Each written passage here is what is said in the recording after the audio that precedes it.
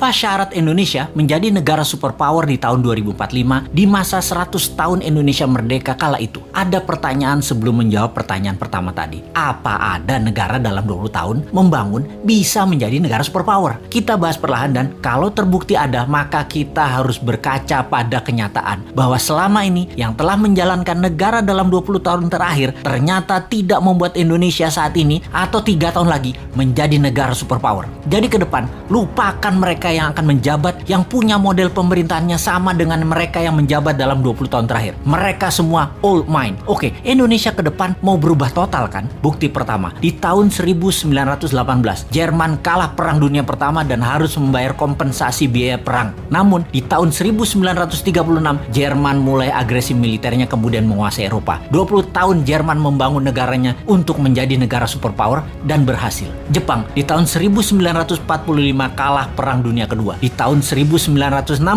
Olimpiade modern pertama di dunia diadakan di Tokyo. Dunia terkejut dengan kemajuan teknologi dan ekonomi Jepang hanya dalam 20 tahun. Itu bukti kedua. Tiananmen 1989, Tiongkok tumpah darah. Investor barat hengkang dari Tiongkok. Tiongkok di bawah Deng Xiaoping melawan dunia, termasuk mengatakan Gorbachev goblok, dan sejak saat itu mereka menjalankan sistem moneter sendiri hingga di tahun 2008 Olimpiade Beijing. Dunia tersentak. Tiongkok menjadi negara sangat kaya hanya dalam 20 tahun. Ketiga itu terjadi dalam kurun waktu 20 tahunan membangun negaranya. Atau kalau kita mau tambah lagi, termasuk bagaimana membangun Dubai, city country tersebut menjadi negara makmur hanya dalam 20 tahun. Kembali ke Indonesia. Bagaimana kita melihat Indonesia dalam 20 tahun terakhir? Siapa saja pemimpinnya? Apakah mau lagi dengan mereka-mereka dan orang-orang yang sepemahaman dengan mereka? Kita detailkan. Selama 20 tahun terakhir, siapa yang menjabat? Mereka adalah 3 tahun Ibu Mega, 10 tahun Pak SBY, dan 7 tahun ini Pak Jokowi. Apakah dalam 20 tahun ini Indonesia seperti Jerman setelah Perang Dunia Pertama menjadi negara superpower? Apakah Indonesia menjadi negara maju modern seperti Jepang setelah Perang Dunia Kedua? Dan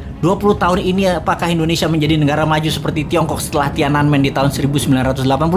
Maka jawabannya adalah belum atau tidak tercapai sama sekali. Jauh dari cita-cita negara modern ala Jepang, negara kaya ala Tiongkok, negara superpower ala Jerman. Apa masalahnya? Karena memang tidak punya konsep bernegara yang mumpuni, yang terorganisir dalam jangka panjang dan kuat strategi bernegaranya baik di dalam dan di luar negeri. Kita tanya lagi, calon kandidat 2024 nanti, siapa yang punya konsep bernegara yang akan membuat Indonesia berdiri di atas kaki sendiri? Atau kita lihat lebih dalam, jangan-jangan kandidat yang ada hanya memirror 3 kandidat terakhir bernegaranya. Apakah sahabat mau ke depan dijalankan pakai cara deket-deket dengan model bernegara 3 presiden terakhir? Rasanya dapat dipastikan Indonesia akan stagnan jalan di tempat. Kita bukan menyalahkan 3 presiden terakhir tersebut, namun mereka sudah menjalankan negara menjadi seperti saat ini dan tetap utuh. Itu hebat. Namun ke depan kita ingin lebih berdaulat lagi, bukan? Beranikah bangsa Indonesia melakukan sesuatu yang baru, yaitu pilih yang bukan mirip-mirip rejim 3 presiden terakhir? Adakah kandidatnya?